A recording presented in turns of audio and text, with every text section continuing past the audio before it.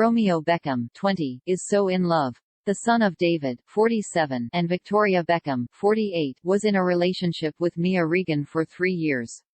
After the footballer's relationship with the model broke up in July, the couple gave each other a second chance in November. Romeo is now showing the whole world that the passion between the two has really flared up again.